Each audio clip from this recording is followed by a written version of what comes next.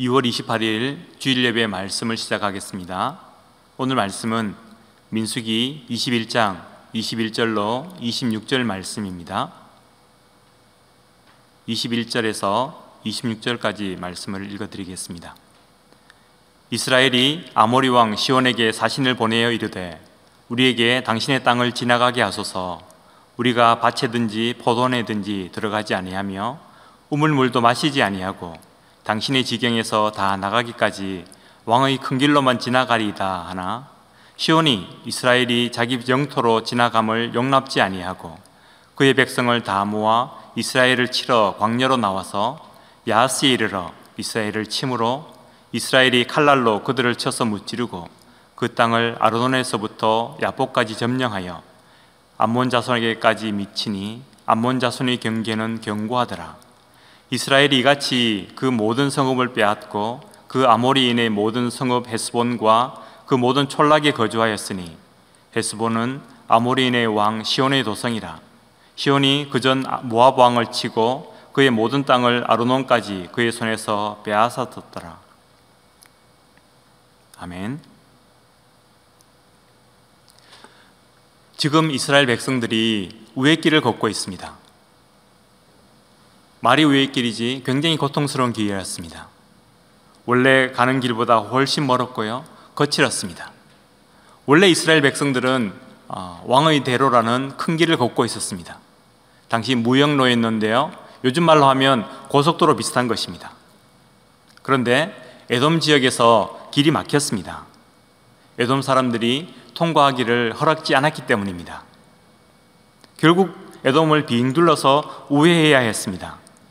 그런데 문제는 에돔 오른쪽이 사막이라는 겁니다. 그러지 않아도 힘든 길인데 사막으로 나가니까 몇 배나 힘이 들었습니다. 몸도 힘들고 마음도 상했습니다. 그러나 그것이 어려운 경험만은 아니었습니다. 우회길을 통과하면서 그 신앙이 성숙해졌고요, 하나님께 보너스도 받았습니다. 저는 얼마 전에 성경 통독을 하면서 민수기 본문을 읽었습니다. 민수기가 처음과 끝부분에 백성들의 인구를 계수한다 해서 민수기인데요, 그 중간 내용은 백성들이 광야를 걷는 내용입니다. 그 광야길을 걷는 것을 보면서 참 우리 인생과 비슷하다라는 생각을 했습니다. 그리고 21장을 읽으면서 마음의 은혜가 되어서 여러 번 반복해서 묵상을 했습니다. 오늘 저는 여러분들과 그 은혜를 함께 나누어 보기를 원합니다. 21장은 광야를 우회하는 여정이 나온다고 했는데요, 우회길은 힘든 경험이지요. 그러나 우회길을 지나고 나니 은혜가 가득했다는 것을 발견하게 됩니다. 오늘 이 우회길의 은혜에 대해서 한번 생각해 보도록 하겠습니다. 첫째로 우회길의 순종에 대해 생각하겠습니다. 21장 초반에 보면요, 이스라엘이 호르마에서 아라드 왕과 전쟁하는 장면이 나옵니다. 이스라엘은 그저 자기 길을 가고 있었는데 아라드 왕이 갑자기 이스라엘을 선제 공격했습니다. 굉장히 좀 불리한 입장이 된 거죠. 그러나 하나님께 기도하고 전쟁에 나갔더니 승리했습니다. 38년 전에 가데스 바네아에서 전쟁에서 패한 적이 있습니다. 그리고 그 뒤로 전쟁이 없었습니다. 38년 만에 다시 승리한 굉장히 멋진 경험이었습니다.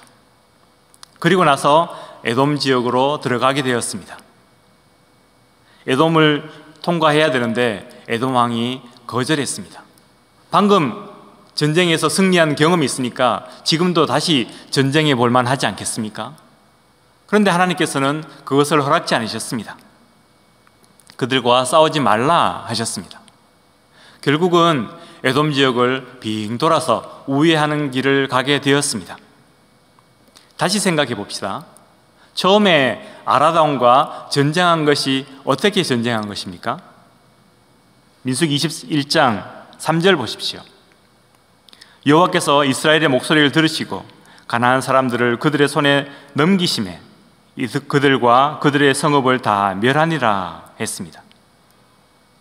아라드 왕과 전쟁에서 승리하게 된 이유는요, 하나님께 물었더니 하나님께서 그들을 이스라엘 손에 붙이셨기 때문에 승리한 것이었습니다. 그러면 그 다음에 이스라엘이 에돔과 전쟁하지 못한 이유는 무엇입니까? 그 이유가 신명기 2장에 나오는데요. 2장 5절 보십시오. 하나님께서 말씀하시기를 그들과 다투지 말라 하셨습니다. 하나님이 다투지 말라 하셔서 전쟁하지 못했습니다. 그리고 우회하라 하셔서 먼 길을 우회하게 되었습니다. 그러다가 드디어 세렛 시내까지 도착하게 됩니다. 신명기 2장 13절에 보면 그 얘기가 있습니다. 이제 너희는 일어나서 세렛 시내를 건너가라 하시기로 우리가 세렛 시내를 건넜으니 합니다. 세렛 시내는요, 요르단에서 사해 제일 아래쪽으로 흘러내리는 시내가입니다. 에돔과 모압의 경계선입니다. 드디어 에돔 지역을 통과했다는 말입니다. 보통 사람들이 무언가를 결정할 때는 어떻게 결정합니까? 인터넷을 찾기도 하고요. 또 그것에 대해서 잘 아는 사람에게 자문을 구하기도 하죠. 그러나 하나님의 백성들이 광야를 통과하는 방식은 조금 다릅니다. 물론 그렇다고 해서 정보를 모으는 일이 잘못되었다는 말은 아닙니다. 그것도 필요합니다. 그러나 그런 것들은 보조수단이죠. 가장 중요한 것은 하나님과 이 문제에 대해서 의논하는 것입니다. 여기서 중요한 것은요, 하나님의 생각과 나의 생각이 다를 수 있다는 것을 인정하는 것입니다. 그래서 내 생각을 내려놓고 하나님의 생각을 내 마음속에 받아들이고 그것에 순종하는 것이 중요한 포인트입니다. 방금 전쟁을 선택한 것도 또 우의 길을 결정한 것도 자기들 생각으로 결정한 것이 아니었지요. 하나님께 여쭈었고요, 하나님께서 그렇게 하라고 해서 그렇게 순종해서 나아가고 있는 것입니다. 지금 이스라엘은 상황이 바뀔 때마다 하나님께 묻고 그 말씀에 순종하고 있습니다. 그렇게 하면서 상황을 분별할 줄 아는 지혜도 얻게 되었습니다. 어떨 때 나가서 싸워야 하는지, 어떨 때는 물러서고 양보해야 하는지 분별할 수 있게 되었습니다. 우의 길을 선택하는 과정을 통해서 이스라엘 백성들은 지혜를 얻게 되었고요, 또한 하나님께 순종하는 법도 배우게 된 것입니다. 성도 여러분, 우리도 매일 우리의 인생길을 걸어가고 있습니다. 그 인생길에서 우리는 매 순간 무언가를 결정해야 합니다. 우리는 그것을 어떻게 결정해야 할까요? 인터넷을 찾고 사람들에게 물어보고 그렇게 결정하지 말기 원합니다. 하나님께 여쭈어 보기 원합니다. 그리고 하나님 말씀을 받아들이고 그 말씀에 순종하면서 나아가는 저와 여러분 되시기를 축원드립니다. 두 번째로 우의 길의 믿음에 대해서 생각해 보겠습니다. 이제 이스라엘 백성들은 하나님 말씀에 순종해서 에돔 땅을 우회하기 시작했습니다. 그런데 우회하다가 백성들의 마음이 상했습니다. 21장 4절 보겠습니다. 백성이 호르산에서 출발하여 홍해길을 따라 에돔 땅을 우회하려 하였다가 길로 말미암아 백성의 마음이 상하니라 했습니다. 백성들은 하나님을 원망하기 시작했습니다. 원망하다가 광야에서 불뱀을 만나죠. 하나님은 노뱀을 쳐다보면 낫는다고 말씀해 주셨습니다. 그리고 그 말씀을 믿고 노뱀을 쳐다본 사람들은 다 나았습니다. 광야에서 왜 마음이 상했을까요? 5절 보십시오. 백성이 하나님과 모세를 향하여 원망하되 어찌하여 우리를 애굽에서 인도하여 내어 이 광야에서 죽게 하는가? 이곳에는 먹을 것도 없고 물도 없도다. 우리 마음이 이 하찮은 음식을 싫어하노라 했습니다. 첫째로 몸이 힘들면 원망이 나옵니다. 마음이 상합니다. 에돔 오른편은 아라비아 사막 지역입니다. 평소에 그냥 광야길을 걸어도 힘든데요, 사막길로 나아가니까 얼마나 더 힘들겠습니까? 먹을 것도 없지요, 물도 없지요, 태양은 더욱 뜨겁지요. 불평이 나왔고 원망이 나왔습니다. 몸이 힘드니까 마음이 상했고요, 불평이 나왔습니다. 그런데 더 중요한 것은요, 하나님의 인도에 의심이 생기면 마음이 상합니다. 지금 백성들은 하나님의 인도를 의심했습니다. 하나님이 자기들을 이 광야에서 죽게 만들려 한다 했습니다. 5절 다시 한번 보십시오. 어찌하여 우리를 애굽에서 인도해내어 이 광야에서 죽게 하는가 했습니다. 하나님이 자기들을 안전하게 인도해서 약속의 땅으로 데려가실 것이다 라고 믿지 못한 것입니다. 하나님이 이 땅에서, 이 광야 땅에서 우리를 죽이면 어떡하나 하는 의심이 들었습니다. 하나님의 인도하심에 의심이 드니까요, 그 마음이 상하고 마음에 불평이 생겼습니다. 보십시오. 지금 불뱀에 물려서 죽게 되는데요, 하나님께서 노뱀을 쳐다보면 산다고 했지 않습니까? 그러면 그냥 살려주면 되지 왜 노뱀을 쳐다보러 하셨을까요? 만약에 약초를 바르라 했으면 합리적으로 이해가 되잖아요. 그런데 노뱀 쳐다보는 것과 이 불뱀에 물린 것을 해독하는 것은 별로 상관관계가 없어 보입니다. 그런데 왜 하나님은 굳이 노뱀을 쳐다보러 하셨을까요? 상관관계가 없다는 것이 포인트입니다. 전혀 상관관계가 없어 보여도 하나님께서 그렇게 하시겠다 하면 그것이 이루어질 거라고 믿는 것이 바로 믿음인 것입니다. 하나님은 이스라엘 백성들이 하나님께서 이루실 것을 믿기를 원하셨던 것입니다. 우리가 이 땅을 살면서도요, 가장 중요한 것이 바로 하나님을 믿는 것입니다. 살다 보면 우리도 인생길을 우회할 때가 있습니다. 그때에 하나님을 믿지 못하면요, 의심이 생깁니다. 의심하면 하나님에 대한 믿음이 흔들리게 됩니다. 믿음이 흔들리면 원망하게 되죠. 그래서 원망은 믿음의 반대말입니다. 반대로요,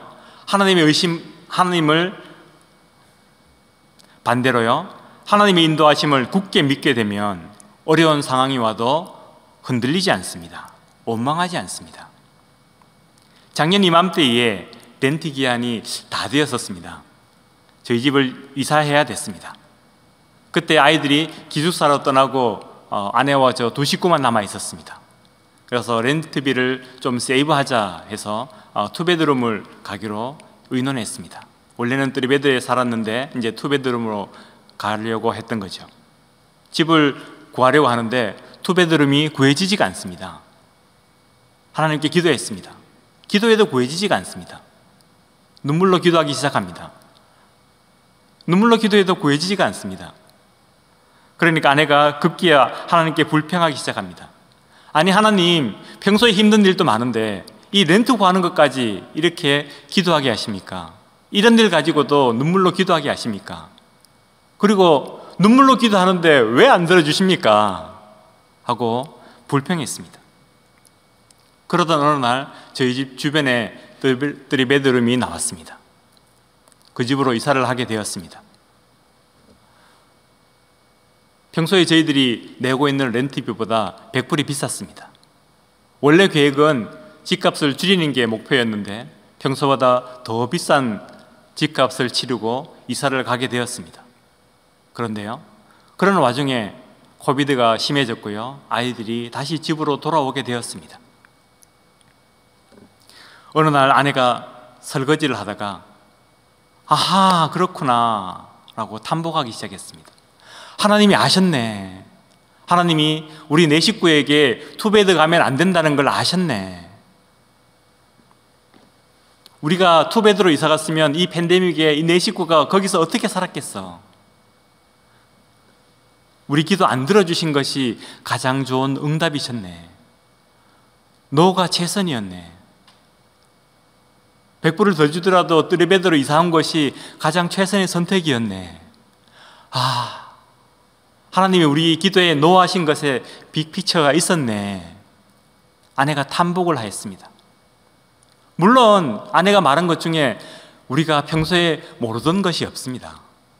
다 아는 내용이죠. 그러나 그전에는 머리로 알다가 그 순간에 가슴으로 깨닫기 시작한 것입니다. 그날 이후로 아내는 확실히 달라졌습니다. 하나님께서 인도하신다는 것을 더욱 굳게 믿게 되었습니다. 그리고 기도하다가 노라는 응답이 와도요, 하나님께서 최선의 것을 주신다라고 믿게 되었습니다. 실망스러운 상황이 와도 다음에 더 좋은 거 주시리나 보다 하고 그 상황을 순응하게 되었습니다. 하나님께서 우리에게 우웩길을 주시는 데는 분명히 하나님의 뜻이 있을 줄 압니다. 하나님은 이스라엘을 출애굽시키실 때도요, 바로 출애굽시키지 않으셨습니다. 출애굽한 백성들 입장에서는 하루라도 빨리 약속의 땅에 들어가고 싶었지 않겠습니까? 그런데 하나님께서 그들을 인도하시는 방향은 약속의 땅과 정반대 방향이었습니다. 하나님은 그들을 시내산으로 인도하셨지요. 먼저 시내산에서 하나님과 언약을 맺고 하나님의 백성 삼으셨습니다. 하나님은 이스라엘이 애굽의 노예로서 약속의 땅에 들어가기를 원치 않으셨습니다. 그들이 하나님의 백성이 되어서 하나님의 백성으로 약속의 땅에 들어가기를 원하셨습니다. 하나님은 그 땅에 빨리 들어가기보다 제대로 들어가기를 원하셨던 것입니다. 지금 이스라엘 백성들도 마찬가지입니다. 그리고 오늘 우리도 마찬가지입니다. 하나님은 오늘 우리도 빨리 가기보다 제대로 가기를 원하시는 게 아닐까 생각해 봅니다. 어느 성도님께서 간증하신 내용을 들었습니다. 그분은 비즈니스를 하시는데요, 요즘 코비드 상황에다가 중국 무역 문제 때문에 좀 어려운 시절을 보내고 계시다고 합니다. 얼마 전에는 중국 회사에다가 물건을 납품했는데 물건 대금을 치르지를 않아서 몇 달 동안 고생하셨다고 합니다. 그러다가 중국에 물건을 보내줄 수 없겠냐고 미국의 어느 대기업에서 연락이 왔습니다. 그래서 미국 회사에서 직접 물건값을 치러주면 5%를 할인해 주겠다고 제안을 했습니다. 그 회사에서는 오케이를 했고 이제 전화를 끊습니다. 전화를 끊으면서 아차, 내가 잘못했네 하는 생각이 드셨답니다. 물건값 깎아준 것이 잘못된 것이 아니라요, 그런 일을 결정하면서 하나님께 여쭈어보지 않고 내 마음대로 결정한 것이 잘못이라는 생각이 드셨답니다. 평소에는 이 비즈니스가 하나님 거라고 그렇게 고백을 했는데 사업이 어려워지니까 지금 회사 운영하기 어려우면 어떡하지 하는 걱정을 내가 하고 있고, 그래서 그것을 타개하기 위해서 내가 내 마음대로 물건값 깎아주겠다고 제안을 한 것이 잘못이라는 것을 깨달은 것입니다. 원래는 며칠 하면 중국에 물건이 갈 텐데요, 요즘 상황이 이러니까 홍콩으로 우회해서 가느라고 한 달 정도 시간이 걸렸다고 합니다. 그러면 그 한 달 동안 물건이 빨리 가게 해주십시오 라고 하나님께 기도한 것이 아니었습니다. 그동안 이분은 하나님, 이 비즈니스가 하나님 것임을 믿지 못한 것을 용서해 주십시오 라고 회개 기도하셨다고 합니다. 그리고 물건이 도착하자 미국 회사에서 다시 연락이 왔습니다. 물건 도착했어, 너 진짜 고생 많았다, 너 요즘 힘들지? 우리가 물건값 5% 깎지 않고 100% 지불할게 하고 전화를 끊었다고 합니다. 그분은 이 일을 겪으시면서 이 비즈니스가 하나님 것이라는 것을 다시 고백하게 되었고요, 하나님께서 이 비즈니스를 제대로 운영하기 원하신다는 것을 확실히 깨달으셨다고 합니다. 그렇다고 이분의 우애길이 끝났을까요? 그렇지는 않습니다. 그분은 여전히 힘든 우애길을 걷고 계십니다. 그러나 우애길을 걸으시면서도 제대로 걸으려고 애쓰고 계십니다. 사업하는 분들은 아시겠지만 파는 사람이 물건값 깎아준다고 하는데 사는 사람이 다 내겠다 하는 경우가 잘 있는 경우입니까? 저는 하나님께서 그분에게 그분의 믿음에 대한 보너스로 이 일을 허락해 주셨다고 생각합니다. 그럼 이제 우회 길에서 받는 보너스에 대해서 좀 더 생각해 보겠습니다. 우회 길 이야기는 이제 시온과 옥과 전쟁하는 이야기로 넘어갑니다. 이스라엘은 우회 길을 건너라고 고생했고요, 마음도 상했습니다. 불평하다가 불뱀에게 물리기도 했습니다. 그러면 우회 길이 없었으면 더 좋았을까요? 그렇지는 않습니다. 우회 길을 통과하면서 영토를 보너스로 얻었습니다. 21장 23절 24절 보십시오. 시온이 이스라엘이 자기 영토로 지나감을 용납하지 아니하고 그의 백성을 다 모아 이스라엘을 치러 광야로 나와서 야하스에 이르러 이스라엘을 치므로 이스라엘이 칼날로 그들을 쳐서 무찌르고 그 땅을 아르논에서부터 야복까지 점령하여 했습니다. 우회 길로 돌아가는 동안에 야하스를 지나가게 됩니다. 야하스는 왕의 큰 길 오른쪽에 있는 지역입니다. 원래 왕의 큰 길로 지나갔으면 지나지 않았을지 모를 곳이지요. 그런데 오른쪽으로 우회하느라고 이 지역을 지나가게 되었는데요, 아모리 왕 시온이 거기서 이스라엘을 공격했습니다. 하지만 전쟁을 치르면서 아모리 왕 시온을 무찌르게 되었고요, 승리했습니다. 나중에는 바산 왕 옥과도 전쟁에서 승리했습니다. 결과적으로 요단강 동편에 있는 지역들을 다 차지하게 되었습니다. 이 두 지역은 원래 하나님께서 주겠다고 약속하셨던 지역이 아닙니다. 그런데 우회하는 과정에서 시온과 옥의 공격을 받아서 전쟁했는데 그 지역을 차지하게 된 것입니다. 나중에는 두 지파 반이 그 땅을 기업으로 받게 되었습니다. 두 번째로 우회길을 통과하면서 트라우마도 극복하게 되었습니다. 시온과 싸운 뒤에 바산왕 옥과 전쟁을 했는데요, 옥은 엄청난 거인이었습니다. 3장 11절 보시면요, 신명기 3장 11절에 르바임 족속의 남은 자는 바산왕 옥뿐이었으며 그의 침상은 철침상이라 아직도 암몬 족속의 라빠에 있지 아니하냐.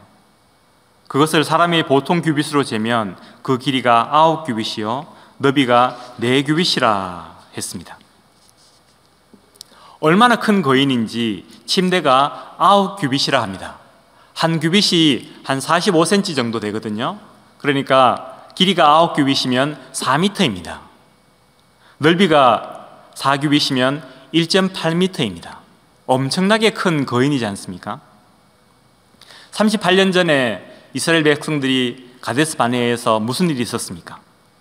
키가 큰 아낙 자손을 보고 겁을 먹었죠. 그런데 지금 싸우고 있는 이 옥은 거의 골리앗 수준 아닙니까? 그런데 하나님께서는 이 거인과 싸워서 이기게 해주신 것입니다. 과거의 트라우마를 완전히 물리치게 해주셨습니다. 물론 광야를 우회하면서 고생한 것은 당연한 이야기였습니다.